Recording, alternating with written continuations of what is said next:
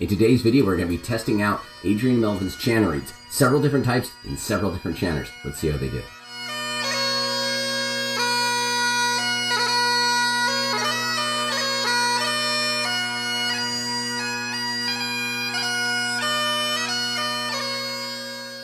Well, hello everybody, I'm Matt Willis Bagpiper, and on this channel I make videos to make you a stronger and more confident piper. If you like this kind of content, please think about liking the video, subscribing to the channel, and hitting that bell icon to be notified when I post new videos. I also teach Skype and online lessons if you want more personalized instruction, but more on that later. Alright guys, I am excited today. We have 3 different varieties in a couple of different strengths of Adrian Melvin chanter reeds, pipe chanter reeds. So we have some B flat, and these are wrapped in kind of a brown burgundy color. I like that they've been color coordinated, and those are in an easy medium strength. We have some solo reeds here, and these are in a lighter, brighter blue. And then we have his standard reed in both an easy medium strength as well as a medium hard strength here. So a number of reeds. So I'm looking forward to that, and we're going to be testing them in several different chanters here. Now, we have the Hardie Infinity chanter here in poly. This is one of the more popular chanters currently being sold. We have a Shepherd Blackwood circa 2005-2006, still playing great right here. And then we also have a Campbell tunable chanter here, which is what I use as kind of my primary go-to these days. I really like that tuning mechanism. And then we also have 2 chanters here for testing the B flat reeds in particular, though we might try a few others too. I have an old 1960s Hardie chanter that I've often used to successfully get down to B flat. Though I'm not going to lie, the placement of that G being really high makes it slightly awkward. It can make a slightly sketchy F if you're not careful while playing. And then we also here have the MacLellan B flat chanter. This one again, circa, probably 2008, 2010, something around there. And I'm going to be blowing them through this wicket gauge, which is going to let me tell the pressure of the reed. And that's useful because the inches of water in a manometer are telling you how hard or easy the reed is. And I like to blow around 30, 31 through one of these, though I don't complain about a 28 or a 29 when they come into my life. There's a couple of different charts. The one I heard and I've kind of stuck by is that 28 to 32 is about an easy. A 32 to a 36 is a medium, and then anything above a 36 is a hard. So an easy medium would be somewhere right around that 32 mark, like 31 to 33. A medium hard would be somewhere like 35 to 37. And then I also have some other tools and things here. Now, I'm not going to use these on every reed. People are like, if you need that many tools, these must not be good reeds. Well, that's not true. I just like having this stuff ready and available, so if we need to do something, we can.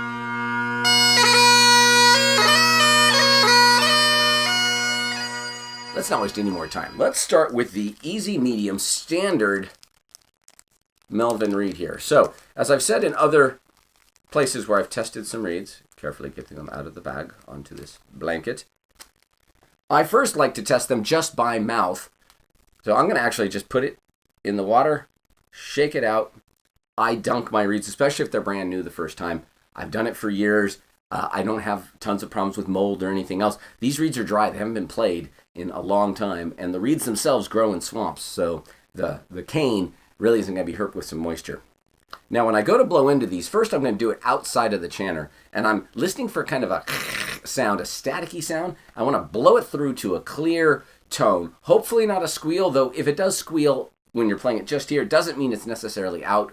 I do find without the staticky sound, it tends to mean I'm not going to get a good cha, that good crack sound on the grace notes. So it's definitely something I'm looking for. All right, let's see what this is doing. That's pretty much on the business, people. Let's put it in this infinity and see where we're at.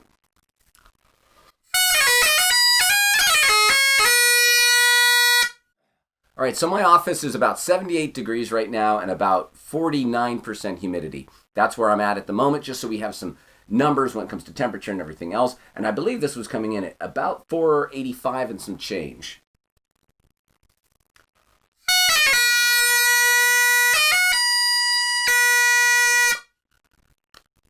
But it's playing well. The strength is good. In fact, let's see what the strength is.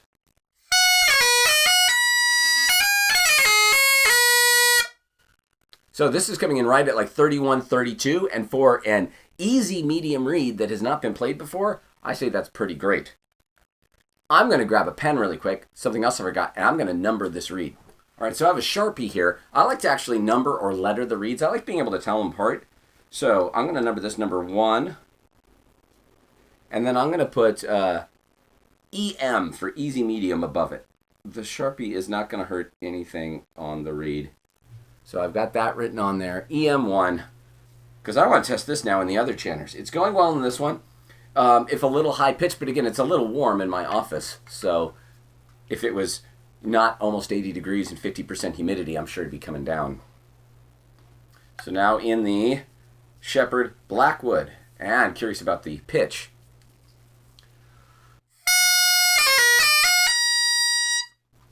So this is coming in nice. Again, the strength is right where I want it, hasn't moved.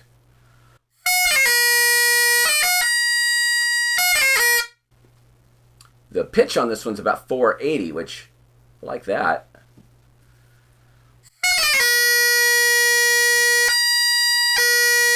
Maybe 481.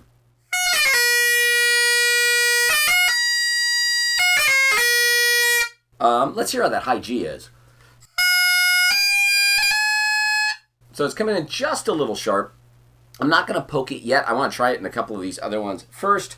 So a poke will tend to flatten a high G. All right, so there it is in the Shepherd. Now we're going to try it in this Campbell tunable chanter.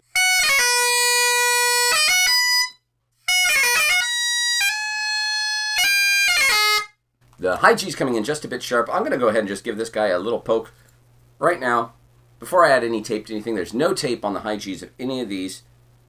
But I try to avoid taping high G. Granted, it doesn't happen often. I almost always have to tape high G. Maybe you have better success than me. So I'm going to put it on my reed poker here, about 2 millimeters above my thumb. I'm going to push straight down. And we're going to see if that helped that high G at all.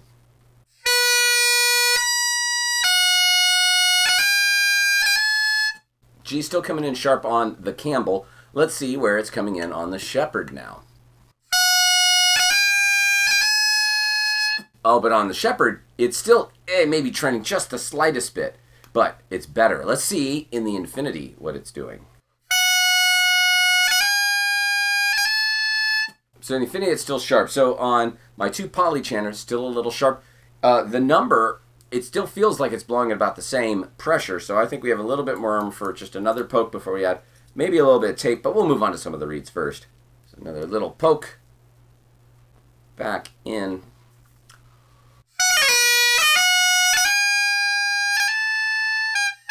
That actually seemed to sharpen it more, which occasionally happens. Let's see how it's doing in the Shepherd now.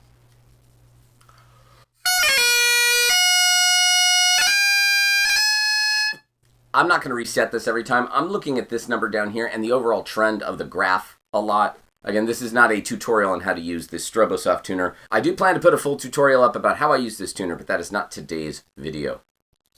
I'm going to give this one more slightly more solid poke. Try it one more time, starting in the Infinity chanter here.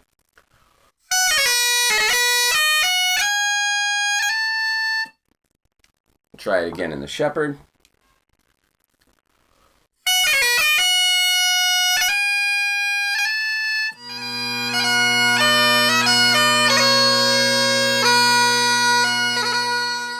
Let's try another one. So before I even put it in the water, I'm going to go ahead and put this as EM2.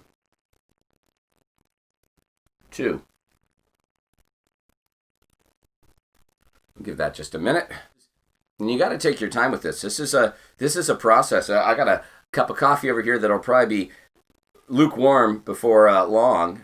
But take your time doing this. Try to have fun. This is the heart of our sound. Spending some time getting the heart of your sound working well is definitely worth it. Now, EM2 is sat for a second. Let's see any standing moisture off of it.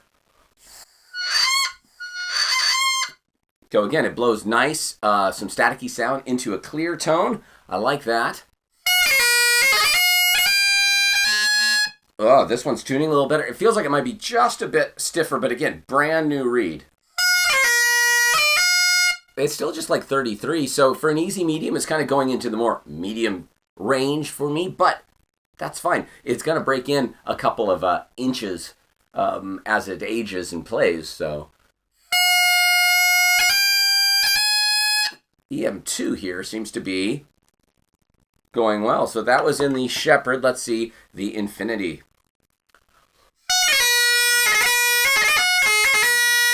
And so far, so G's still trending sharp on that. Let's try it in the Campbell.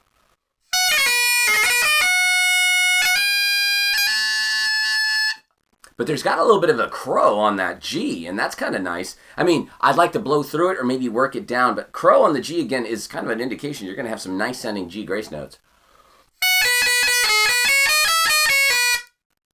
Chirpy.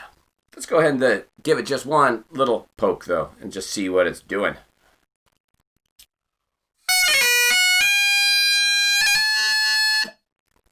So still coming in a little sharp there. Infinity. Still coming in a little sharp there. Shepherd. But in the Shepherd, man, that thing is, I love it. We're going to bring it down so that hopefully it stops moving downward all the time. This is an older, flatter chanter. That's nice. No tape on that G. Again, you can see a piece of tape over the hole. It's over the hole. I want it there in case I needed to tune it, but it's currently uncovered. So EM2 seems to be a great fit for the Shepherd. So this is where it's nice to also have a notepad and maybe start making some notes about what reed goes best in what chanter, if you do have multiple chanters. And if you don't, what are the tendencies you're seeing in your reeds? We've tried 2 of these reeds in the standard chanters. How are they going to sound in the B flat chanters? These are B flat. I'm going to go ahead and move this thing down to 466. It really should be like 466 point. We're going to go 0.1. B flat's like 466.16 repeating, I think. Anyways, MacLellan.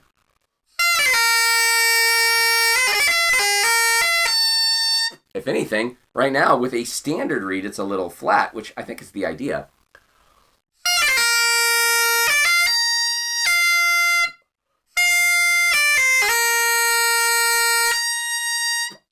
Pull it out just a little.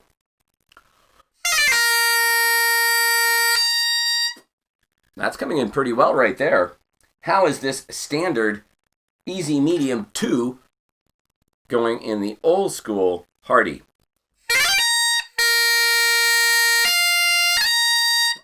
It's also going really well in this one. You can see very close. I'd have to tape the top hand just a little bit because the low A was doing well. But this standard easy medium, number 2 in particular right now, this seems to be like a real winner. I'm looking forward to working this one a little bit more, see if we can bring that G down. Maybe on the other ones, maybe not. Maybe this is just the one that goes in the Shepherd because it's going so well there. So I'm going to go ahead, put him over there for safekeeping. And we're going to move on to, now, let's go to the easy medium solo reeds.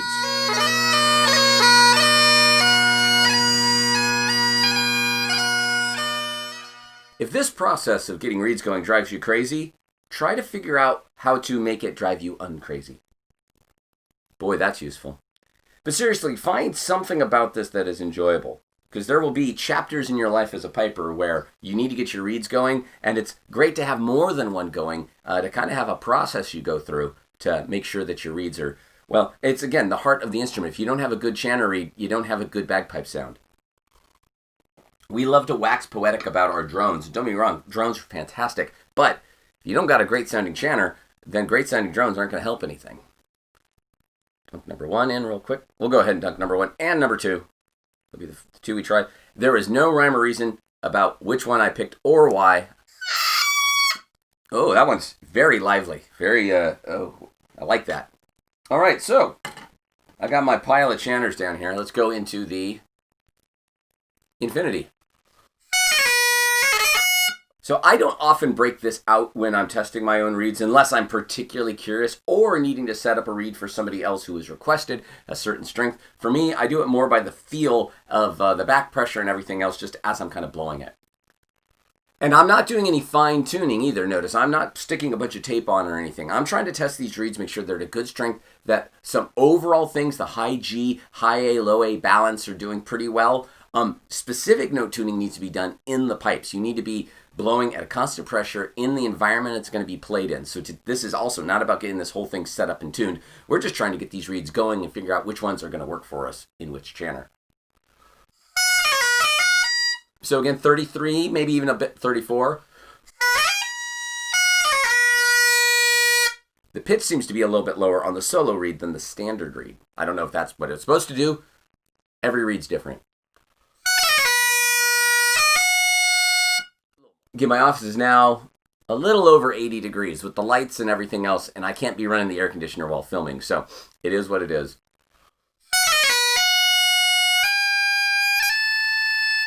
So the G's a bit sharp in the infinity at the moment. Let's go straight to the shepherd. That was the one that seemed to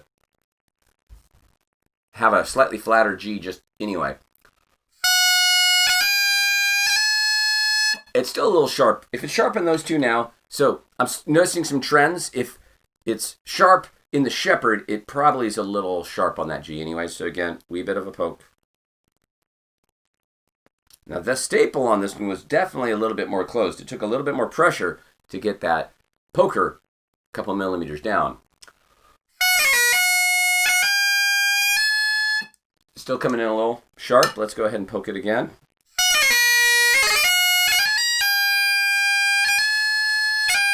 We're going to go ahead and test it in the Campbell too, just to see.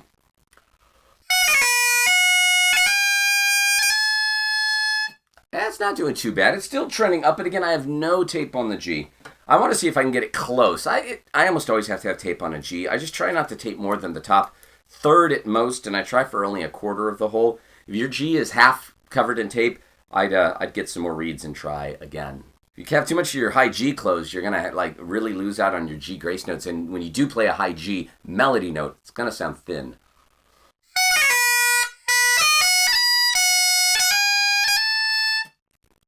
So the extra poking in this one has actually continued to sharpen it. So for now, again, I'm not saying it's not a good reed, but I am going to now move on to EM Solo 2.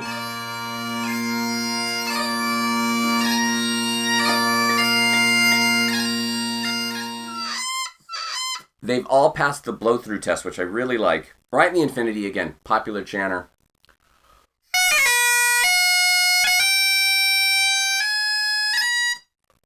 That sounds like a very flat F on this one. I can't say it's a double toning F. Sometimes it'll be flat, you blow harder, and it gets it kind of snaps into place. This just seems to have a flat F on this chanter. Does it have a flat F on every chanter?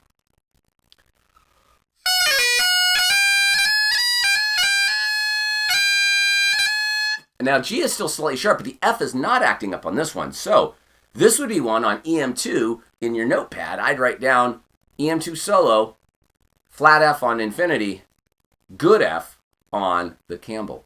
Let's see how this one's doing in the shepherd. Let's go ahead and move this down. And again, I'm not resetting this every time. I'm looking for trends. If it's moving down about the same speed on every note, then those notes are more or less in tune with each other.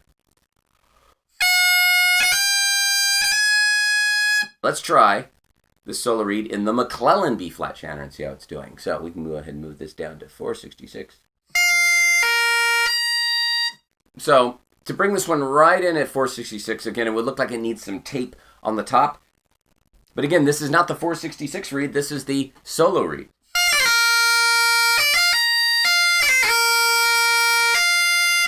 Man, but in this old Hardie chanter, again, I'd probably need to have a little tape on the top hand, but it was coming in really well. So EM2 seems to be a good reed, and I put it down in my notebook. EM Solo 2 here is doing great in the B flat chanters as well as my Shepherd Blackwood chanter.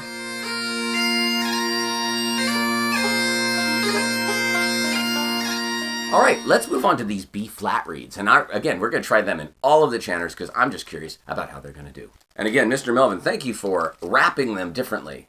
That is very nice to be able to tell them apart. You just have to remember what they are. So EM1, B flat. We will start these right in the B flat chanters, and then we'll go the other direction this time. So a little bit of moisture. We'll do again 1 and 2. I will test the rest of these on my own, off camera, probably off video. Good, nice kind of crow sound there. I like it. Let's go ahead. Oh, that is full. Man, that is full and thick. I'm excited. That, seriously, I bet this mic in its current setup isn't picking it up, but that is a tremendous read.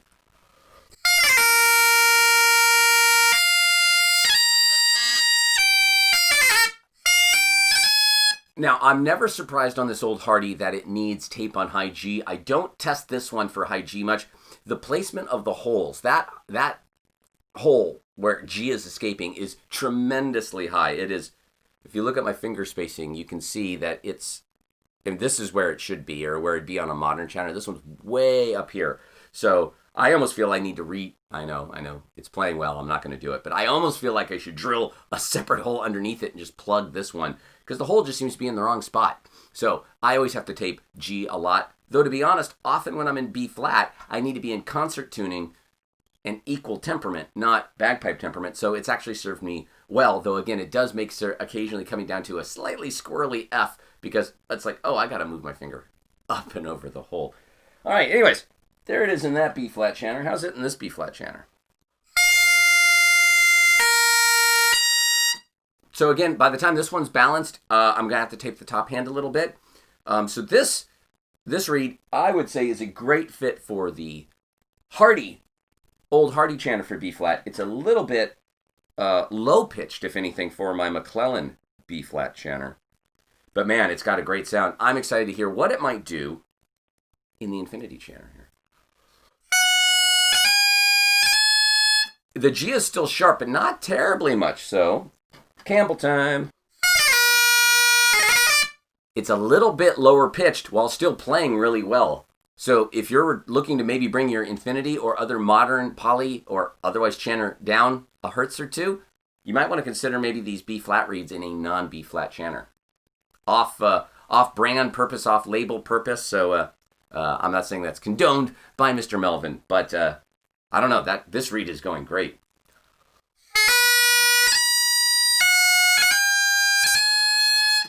And it's going great in the Campbell too. Let's see what it's doing in the Shepherd. EM1 B flat, you're my hero right now. Seriously, this is a great reed. Did we get the actual strength? I know it's not blowing too hard. 32.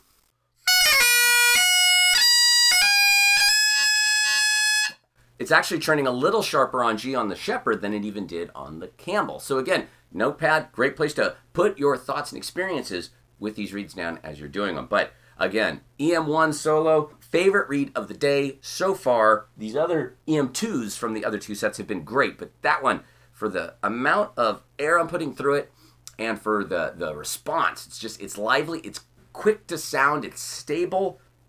It's everything I'm looking for in a reed. So let's see what EM2's doing real quick.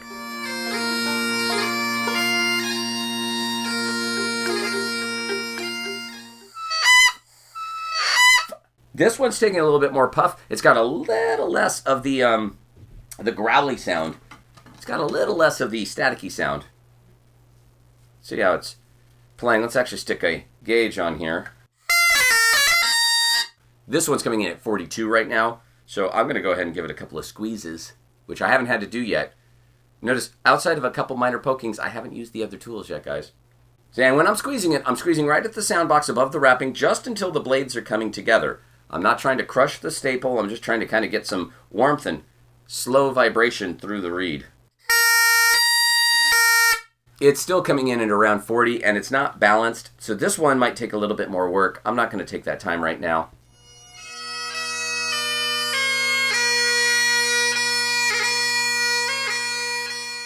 And we're going to take a look real quick at some of these medium hard and see where they're coming in strength-wise. Now, these are going to be above my station, but that's okay. I know people that play harder reeds than me. Okay, so we have MH1, 2, and 3. Go ahead and put a little moisture on both MH1 and MH2. Give it just a second, and we're going to go back to starting with the Infinity Chanter. It definitely takes a little bit more puff. Let's see where this is coming in at numerically. 36, 37. It's definitely on that medium hard scale. So the only one that wasn't strength properly just right out the gate was the one of the B flat ones here, and we've tested a bunch of reeds today, so I'm in no way disappointed. This is a natural material. It moves and shifts over time. You know, it can open up more, it can close down more, things can happen. So the G is still just a bit sharp in the Infinity, in the Shepherd. It's a little sharp in the Shepherd too, so that's telling me I'm going to go ahead and just give it a little poke.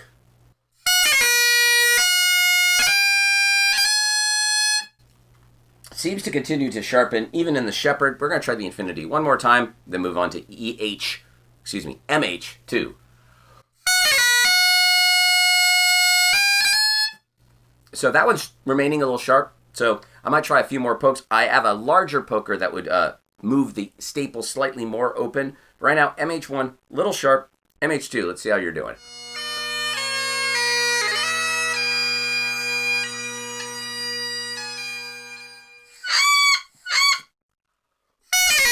Oh, but it's kind of reminding me of that one B flat reed. It's got a great response right out the gate. That one's blowing 37. Again, 36, 37. I'm not going to touch this one, though, right now, because it's going great, at least in the Shepherd. Let's see how it's doing in the Infinity.